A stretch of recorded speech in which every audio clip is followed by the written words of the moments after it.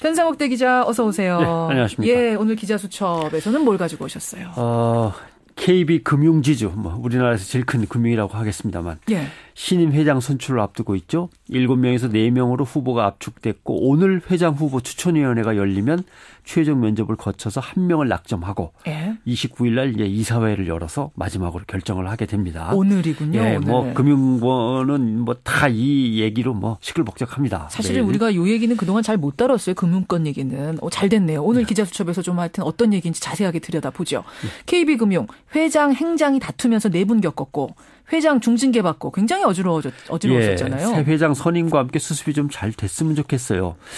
일단 새 회장은 금융인으로서 전문성도 물론 갖춰야 되겠지만 글로벌 금융 환경에 대한 이해도 좀 깊어야 되겠고 비전도 뚜렷해서 사람들을 좀 이끌어 가야 되는데요. 국민은행은 또 주택은행하고 합쳐져서 후유증이 있습니다. 그러니까 화합과 단결도 이끌어내야 하고 그 대신 정치적인 잡음이 좀 일지 않도록 이번 회장 선임 절차가 잘 끝났으면 좋겠습니다. 공정하고 투명하게 이끌어졌다. 외부에서 압력이나 개입 같은 건 없었다. 이런 게 있었다는 소리 제발 좀 안 나오도록 잘 진행이 됐으면 좋겠는데 말이죠. 금융권의 낙하산 인사들이 뚝뚝 떨어지는 거 이거는 자주 사회 이슈가 되지 않습니까? 그러니까 이제 KB 사태가 이제 가장 대표적인 사례가 돼버렸는데 맞아요. 회장님은 모피아 출신입니다. 재무부 관료 출신. 행장님은 연피아 출신입니다. 금융연구원 출신 이런 거. 연피아. 근데 이제 문제가 생긴 거 아닙니까? 금융권의 CEO가 정치원의 낙하산 인사로 자꾸 내려오는데 회장님은 저쪽 줄, 행장님은 저쪽 줄에서 뛰어내려 가지고 다른 정치적인 배경을 갖고 낙하산으로 내려와서 트러블이 이제 생기는 거죠. 근데 그걸 심사해야 되는 위원회조차도 역시 마찬가지입니다. 예. 다들 모피아 출신 아니면 연피아 출신들로 제재심의위원회가 구성돼 있으니까 거기서도 또 파벌로 싸우고 이러다 보니까 이제 심각해지는 그러니까 국민들이 거죠. 이런 상황 보면서 좀 희한한 거는 그 KB든 어디든 정부가 단 1%의 주식도 가지고 있지 않은데 어떻게 회장과 행장은 나라에서 선임을 하느냐. 이게 희한해요. 그게 바로 이제 관치라고 하는 거죠. 관치 한마디로 얘기해서. 우리나라 대다수 은행은 주인이 없습니다. 말씀하신 대로. 예금보험공사나 국민연금이 대주주인 경우가 많죠. 예. 그러니까 이제 낙하산과 외압이 생기는 겁니다. 주인이 뚜렷하면 되는데 주인이 뚜렷하지 않으니까. 그래요. 예금보험공사나 국민연금은 결국 정부의 손에 휘둘리게 돼 있고. 그렇게 되다 보니까. 그렇게 들어온 경영진은 자기에게 줄 빨리 서는 사람들로 또 밑에 임원과 간부들을 채우게 돼 있습니다. 빨리 주도권을 잡고 지휘를 해야 되니까.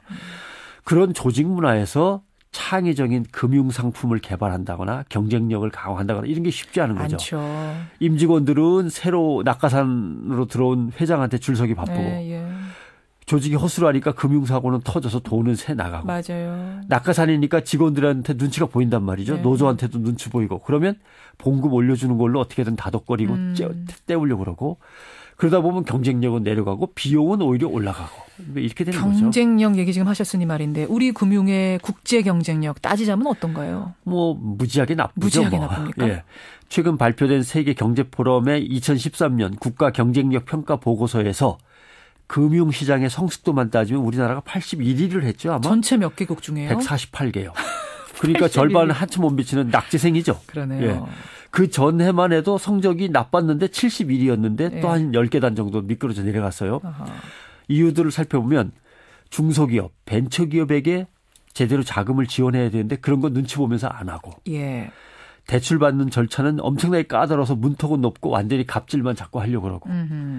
은행이 투명하고 건강해야 되는데 직원들이 횡령을 한다거나 부실한 저기는 많고 하니까 건전성 점수도 나쁘고. 그래요. 그러니까 완전히 금융 후진국이에요. 가나, 아프리카의 가나, 말라위보다도 아래입니다. 우간다하고 동급이에요. 가나, 말라위 같은 나라보다도 아래고 그 나라를 우리가 폄하하는 건 아니지만 어쨌든 선진국이라고 할 수는 없는 그렇죠. 나라니까. 아프리카 우간다하고 동급입니다. 아무튼. 이러면 되겠습니다. 이게. 아시아의 금융 허브가 될 거다 이런 거창한 얘기들 많았는데 어쩌다 이렇게 됐나요? 아무튼 자기 반성과 혁신이 철저하지 못했다는 게 첫 번째 이유입니다.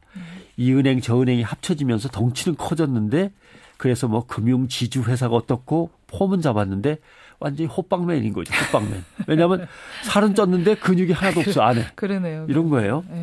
경영과 영업에서 말씀하신 대로 창조적인 혁신이 이루어져야 되는데 경쟁력이 상승해야 되는데 그러지 못하는 거예요.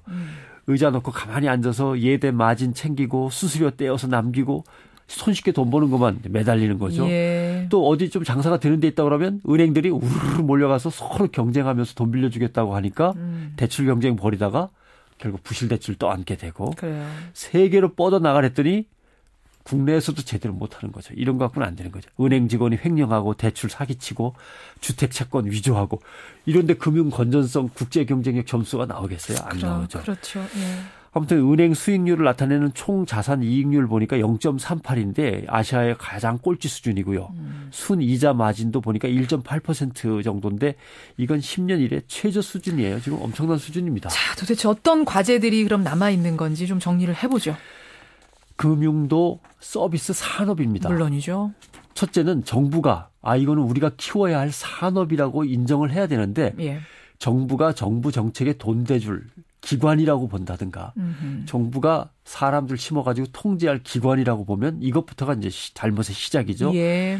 고객의 요구를 바탕으로 해서 상품이 나오고 고객이 이득을 계속 얻어야만 커나갈 수 있는 게 산업입니다. 아하. 우리의 금융도 그런 거예요. 근데 정치권 눈치 보랴 단기 실적에 급급하게 만들고 낙하산이 가서 정부 눈치 보는 금융기관으로만 일을 한다면 산업으로 못 크는 거죠. 81위에서 나갈 수가 없어요. 예. 그렇게 해서는. 정부가 관치금융을 내려놓는 게 첫 번째 과제입니다. 그러네요.